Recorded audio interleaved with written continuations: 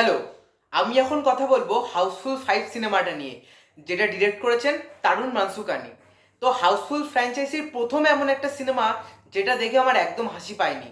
তো এই সিনেমায় একটা হিউজ স্টার কাস্ট আছে। অক্ষয় কুমার, রিতেশ দেশমুখ, অভিষেক বচ্চন, নানা পাটেকর, জ্যাকি শ্রফ, সঞ্জয় দত্ত, জ্যাকলিন, জনি লিভার, চাঙ্কি পান্ডে, আরো অনেকে আছে। তো এই সিনেমার গল্পটা ট্রেলার দেখে সবাই মোটামুটি বুঝতে পেরেছেন যে একটা জাহাজে খুন হবে এবং কে খুনটা করেছে সেইটা নিয়েই হচ্ছে এই গল্পটা আগাবে। তো প্রথমে একটা ডিসক্লেমার দিয়ে রাখি, যারা নিজেদের লাইফের টাইম নষ্ট করতে চান না, প্লিজ এই সিনেমাটা দেখবেন না। এর আবার দুটো পার্ট, 5A আর 5B। এই একটা জিনিস সহ্য করা যাচ্ছে না, এর নাকি আবার দুটো পার্ট। তো প্রথমে আমি ডিসক্লেমার দিয়ে দিয়েছি, এবার যদি আপনি সিনেমাটা দেখেন তবে সেটা পুরোটাই আপনার নিজের দায়িত্বে। তো প্রত্যেকটা সিনেমার ক্ষেত্রে আমি প্রথমে পজিটিভ দিক বলি আর তারপরে তো নেগেটিভ দিক বলি। তো এই সিনেমার ক্ষেত্রে আমার কাছে মাত্র একটাই পজিটিভ দিক আছে, তো সেটা আমি একদম পরে বলছি। তো প্রথমে এই সিনেমার যে নেগেটিভ দিকগুলো আমার মনে হয়েছে সেগুলো এক এক করে বলি।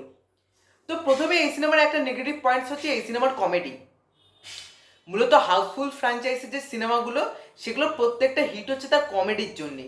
এই সিনেমার কমেডি এত বাজে, আর বিশেষ করে এই সিনেমার প্রচুর অ্যাডাল্ট কমেডি আছে। একটা ডায়লগ তো ভালো করে লেখা না, এবং সেগুলো যেখানে হচ্ছে শুনতে পুরো ফালতু লাগছে। ওভারঅল কমেডি ডিপার্টমেন্টটা এই সিনেমায় একদম ফালতু হয়েছে। এই সিনেমায় কমেডি করার জন্য যাদেরকে নেওয়া হয়েছে না, তারা কেউ কমেডি করতে পারেনি। আপনি একটা জিনিস ভাবুন, জনি লিভার এত বড় কমেডিয়ান, তাকে দেখে তো আপনার হাসি পাবে না, আরো মনে হবে যে একে এই সিনেমা থেকে বাদ দিয়ে দাও। এখানে একটা সিন আছে জনি লিভারে, যে সে ফ্রিজ থেকে বেরোচ্ছে, সেই সিনটা এত বাজে লাগছে দেখতে। এছাড়াও একদম প্রথম দিকে জনি লিভারে একটা সিন আছে যে সে ফটো ফ্রেম থেকে মালা নামাচ্ছে আর তুলছে, নামাচ্ছে আর তুলছে। সেই জায়গাটা ডিরেকশন এত বাজে, আর জনি লিভার কমেডি তো করতেই পারছে না। বলতে গেলে এই সিনেমার কমেডি পোর্শন খুবই খারাপ। একমাত্র অক্ষয় কুমারের কমেডিগুলো আমার যে একটু ভালো লেগেছে, সেখানে যা একটু হাসি লেগেছে।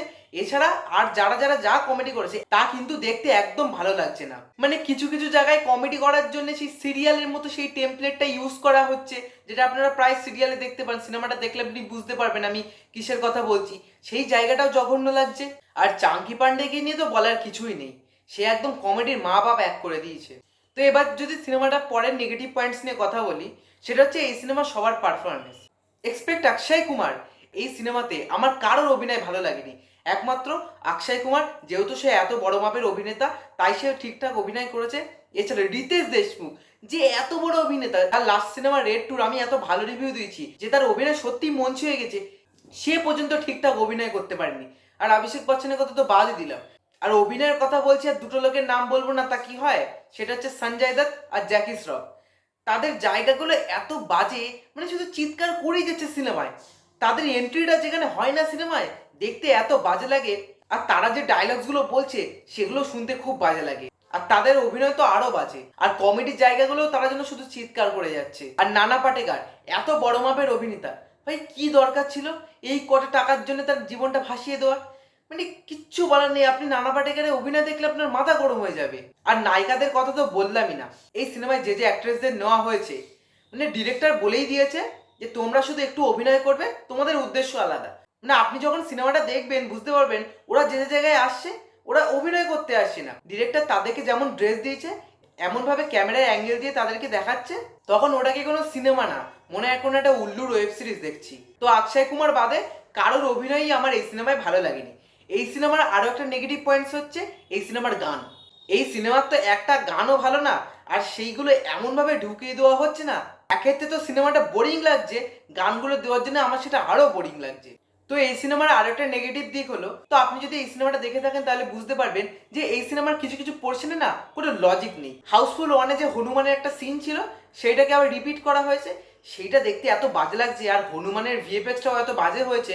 এছাড়া হাউসফুল ওয়ানে একটা পাখিরও একটা সিন ছিল, সেইটাকেও এখানে রিক্রিয়েট করা হয়েছে, সেইটা দেখতেও খুব বাজে লাগছে।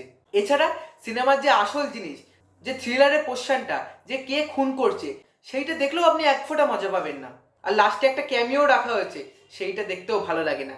সে যে জায়গায় আসছে, কি করছে, আপনার একদম ভালো লাগবে না। তো এই সিনেমার রান টাইম রাখা হয়েছে প্রায় 2 ঘন্টা 34 মিনিটের কাছাকাছি।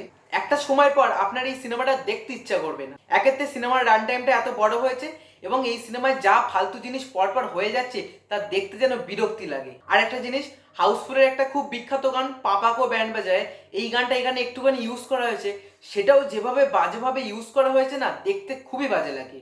এই সিনেমার লাস্টে এআই এরও কিছু রেফারেন্স রয়েছে, কিছু ছবি দেখানো হচ্ছে, সেই জায়গাটাও দেখতে ভালো লাগছে না। মানে ওভারঅল বলতে গেলে এই সিনেমাটা একটা জঘন্য সিনেমা হয়েছে। মানে আমার একটা জিনিস মনে হয়েছে যে এই সিনেমাটার নাম হাউসফুল 5 না দিয়ে অন্য কোনো কিছু একটা দিলে যেন ভালো হতো। হাউসফুল ফ্র্যাঞ্চাইজির যে মর্যাদাটা ছিল না, সেটা একদম মাটিতে মিশিয়ে দিল। আচ্ছা, এবার যে জিনিসটা পজিটিভ লেগেছে আমার এই সিনেমার জন্য সেটা এখন বলছি। সেটা হচ্ছে one and only Akshay Kumar. আমার এই সিনেমায় শুধুমাত্র অক্ষয় কুমারই ভালো লেগেছে। অক্ষয় কুমারের যে এন্ট্রিটা, সেই জায়গাতে আমি হেসেছি, বা অক্ষয় কুমারের বিভিন্ন জায়গায় কিন্তু হাসি পাচ্ছে, কারণ সে প্রত্যেকটা জায়গা যেভাবে পুল আপ করছে, যেভাবে কমেডি করছে, সেটা কিন্তু দেখতে খুব ভালো লাগে।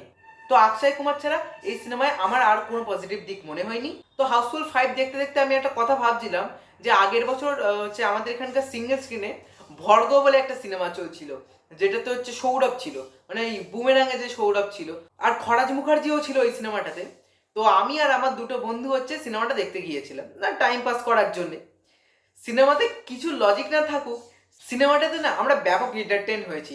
ওখানে একটা আইটেম সং মতো ছিল, আমি জানি না সেই অ্যাক্ট্রেসটার নাম কি বা কে গেছে, আমরা হলে নাচছিলাম। ওই সিনেমাটা কিন্তু সেরকম একটা হলও পাইনি, আপনি ট্রেলারটা ইউটিউবে দেখে নিতে পারেন, ঠিক আছে? আমরা ওই সিনেমাতে এত হেসেছি, হাউসফুল 5-এ মনে হয় আমি অত হাসিনি। জাস্ট অক্ষয় কুমার যে যে জায়গাগুলো এসছে সেই জায়গাগুলো যে একটু হেসেছি।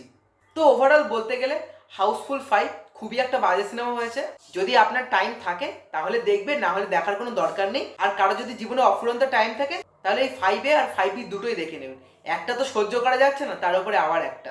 বলিউডে যত ভালো ভালো ফ্র্যাঞ্চাইজি সিনেমাগুলো ছিল সেগুলো সব এক এক করে শেষ হয়ে যাচ্ছে। আপনি ভুলভুলিয়া দেখুন, আপনি সিঙ্গাম দেখে নিন, আর হাউসফুলেরও তো এই অবস্থা। এখন দেখা যাক আশিকি 3 কেমন হয়।